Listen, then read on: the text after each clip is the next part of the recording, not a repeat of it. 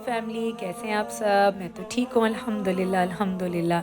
बहुत अच्छा लगता है कि जब मैं इन व्लॉग्स के थ्रू आपसे अपनी इतनी खूबसूरत यादें और मेमोरीज़ शेयर करती हूँ। तो ये भी आज के जो व्लॉग भी है वो मैं स्टार्ट कर रही हूँ। हमने तहज्जुद पढ़ी थी और तहज्जुद के बाद मैं और मेरे हस्बैंड सहरी का टाइम आ चुका था और हम अपनी सहरी करने की तलाश में निकल चुके थे।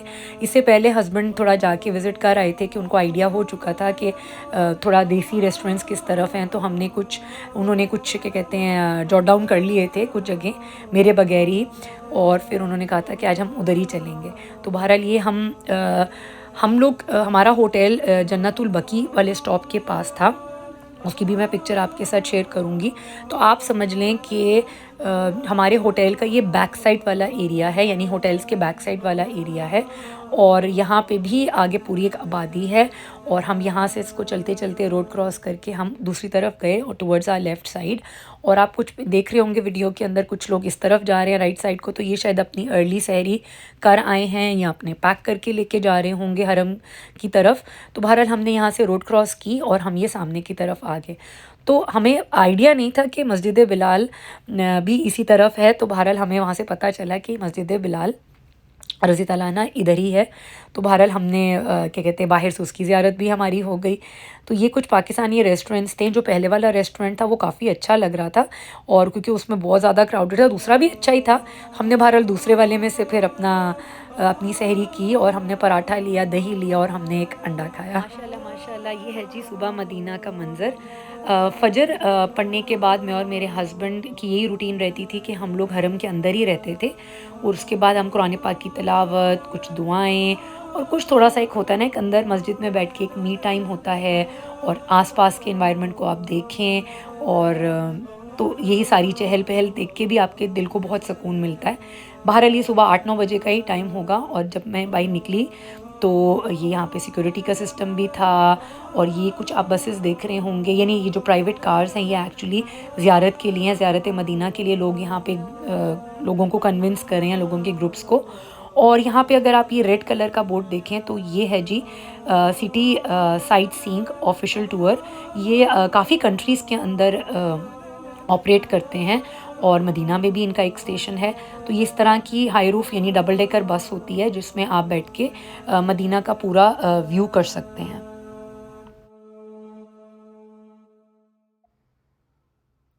जी, मैंने एक रात पहले इनके जो स्टेशन पे जब ये बस आकर रुकी तो वहाँ से मैंने कुछ इन्फॉर्मेशन ली और उसके थ्रू मुझे पता चला कि ऑनलाइन के अलावा भी हम उनको कैश पेमेंट देके भी हम उसमें बैठ सकते थे। ये कि मुझे जो कंडक्टर थे बस के उन्होंने मुझे बोला।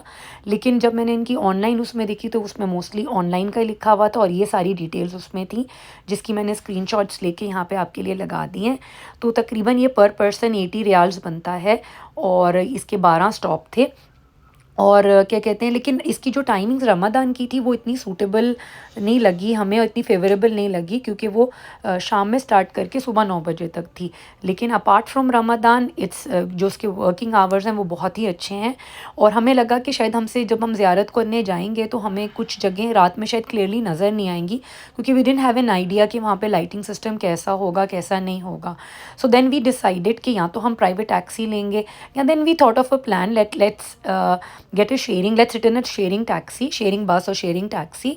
और जो कि हमें वहीं मिल गई थी क्योंकि जब आप हरम के अंदर होते हैं आपको कोई ना कोई अपने जैसा मिल जाता है और वहाँ पे आप कनेक्ट होना शुरू हो जाते हैं। बेशक कि वो आपके कोई रिलेटिव नहीं होते, कोई फैमिली फ्रेंड्स नहीं होते, वो बेशक आपकी अपनी नेशनैलिटी के भी नहीं होते, लेकिन आपकी जो वो होती है ना, एक इंटेंशन एक होती है, आपका टारगेट एक होता है, हर कोई जाना चाहता है। तो फिर वहाँ पे दिल से दिल मिल जाते हैं। तो इसी तरह हमें भी कुछ 2-3 1-2 फैमिलीज़ मिल गई। तो हमने जो मिनी बस होती है वो हमारी हो गई। एंड आई गेस जी हस्बैंड कितना हमें आया था पर पर्सन? 10 रियाल। तो हमें ईच पर्सन 10 रियाल चार्ज हुआ, यानी मेरा 10 रियाल और हस्बैंड का 10 रियाल। तो 20 रियाल्स में हमारा माशाल्लाह ठीक है। हमें पूरे 12 स्टॉप्स हमने नहीं देखे, लेकिन अभी 12 स्टॉप्स के अंदर एक जो स्टॉप है जी, तो एक स्टॉप तो यही जन्नतुल बकी वाला था और एक उसमें मस्जिद गमायमा वाला है जो कि हमने ऑलरेडी वॉक इन जाके देख ली थी। वो भी उसकी भी क्लिप्स इंशाल्लाह मैं शेयर करूँगी आपसे। और एक यही मस्जिद अल हरम है, मस्जिद नबवी। तो हमने सोचा कि better is to take a sharing taxi, एक तो ये एक्सपीरियंस भी हो जाएगा और दूसरा, ग्रुप्स के अंदर जाके भी मज़ा आएगा, चाहे मुख्तलिफ़ नेशनैलिटीज़ हों लेकिन फिर भी मज़ा आएगा। जी, हमारा जो सबसे पहला स्टॉप ओवर था वो था ग़ज़वा ओहद का मुकाम, और जिसे हम इंग्लिश में माउंट ओहद या माउंटेन ओहद भी कहते हैं। और जूँ-जूँ प्लेन के बाद जो पहाड़ी सिलसिला स्टार्ट हुआ, और जब हमें हमारे जो गाइड थे वो बता रहे थे कि ये आ गया है जी, ये माउंटेन है, ये है जी ओहद का मुकाम।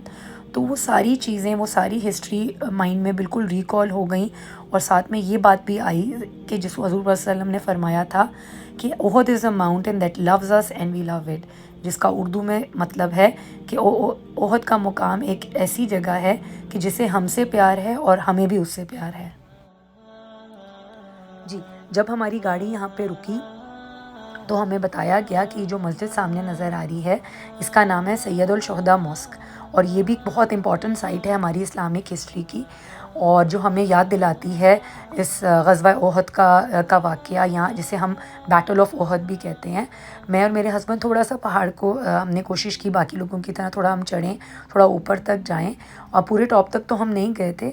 बहुत से यहाँ पे कुछ सेलर्स थे जो बाजरा सेल कर रहे थे, तो वो लोग उनसे लोग परचेज़ करके चिड़ियों को खाना डाल रहे थे। तो ये भी इस साइड पे इस तरह का भी था, और कुछ आगे जाके फूड स्टॉल भी थे, लेकिन क्योंकि वो बंद थे, रमज़ान की वजह से बंद थे। और उससे आगे जाके कुछ जैसे तस्बीह के, खजूर के, और अजवा खजूर के स्पेशली, और बहुत सी तरह के खजूर के भी स्टॉल्स मौजूद थे।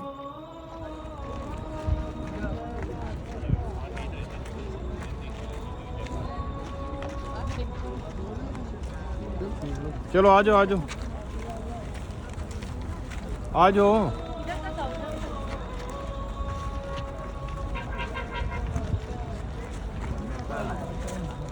Kalau ya umum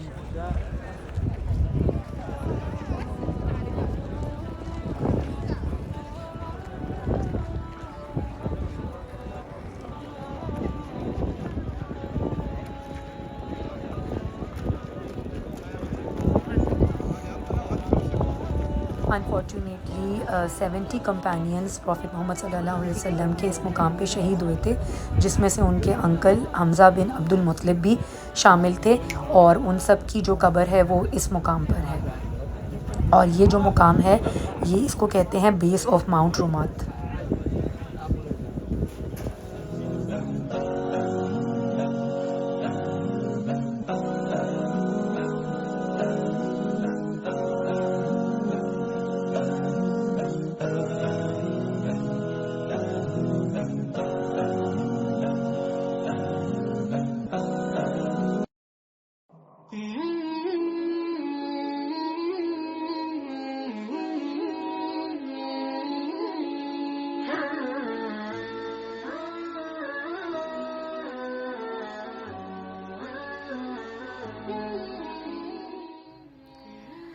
सारे ज़ायरीन जो थे वो इन स्टॉल्स को विज़िट कर रहे थे, और स्टॉल्स पे मुख्तलिफ़ तरह की चीज़ें थीं। कुछ में इत्र थे, अरबिक परफ्यूम्स थे, अरबिक टी लीव्स थे, खजूरें थीं, सुरमा था, और कुछ क्लॉथ मटेरियल्स थे, यानी काफ़ी ज़्यादा वैरायटी थी, और फुल बार्गेनिंग चल रही थी। बहुत अच्छा लगा देख के कि हमारी उर्दू ज़ुबान में भी इंस्ट्रक्शंस वहाँ पे मौजूद थी, जो कि बहुत से लोगों के लिए बहुत ज़्यादा बेनिफिशियल थी। इसके बाद मैंने और हस्बैंड ने 2 रकत नफल नमाज मस्जिदुल शुहदा में जाकर अदा की। वो मेन साइड की तरफ गए और मैं वुमेन साइड की तरफ।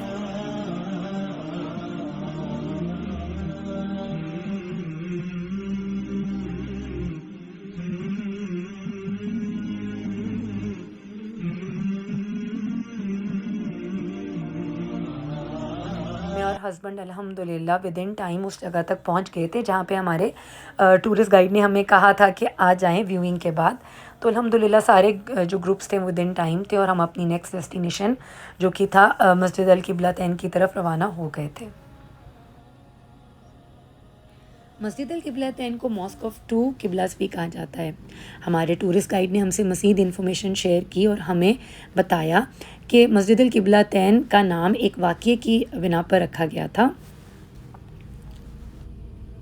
15 शाबान को और ज़ोहर के वक्त हज़ूर पाक सल्लल्लाहु अलैहि वसल्लम पे एक कुरानिक रेवलेशन हुई और जिसमें उनको कहा गया कि अब से मुसलमानों का जो नया किबला होगा वो होगा होली काबा इन मक्का। और चूँकि वो ज़ोहर का नमाज का टाइम था तो जो आधी नमाज जो थी वो पढ़ी गई टूवर्ड्स बैतुल मक़दस, जो कि उस ज़माने में मुसलमानों का किबला होता था, और बाकी आधी जो नमाज थी वो होली काबा यानी मक्का की तरफ किबला रू होके पढ़ी गई। तो इसी वजह से इस मस्जिद का नाम मस्जिदुल किबलतैन रखा गया। And then Kaaba became the qibla for all Muslims over the world, यानी खाना काबा माशाल्लाह से हमारा सारी उम्मत मुस्लिमा का किबला बन गया। यहाँ पर भी हमारे जो टूरिस्ट गाइड थे उन्होंने हमें एक टाइम एलोकेशन दे दी थी और उन्होंने बोला था कि इतने बजे तक या इतने टाइम के बाद आप लोग सब इस स्पॉट पे जमा हो जाएं। तो जितने मेन थे वो मेंस एरिया में चले गए, जितनी विमेन थी हम लोग सारी आगे पीछे होके अपनी उसमें आ गई, अपनी लाइन बना के आगे चली गई। और फिर जब हम लोग ऊपर गए तो हमने 2 रकत नफल नमाज अदा की, किसी ने थोड़ी कुरान की तिलावत की, सब ने दुआएं मांगी और अल्लाह ताला का लाख लाख शुक्र फॉर श्योर सब ने अदा किया होगा कि अल्लाह ताला ने हमें ये सारी ज़ियारतें करने का काबिल बनाया और ये सारी जगहों पे हमें अल्लाह ताला लेके आए, अल्हम्दुलिल्लाह।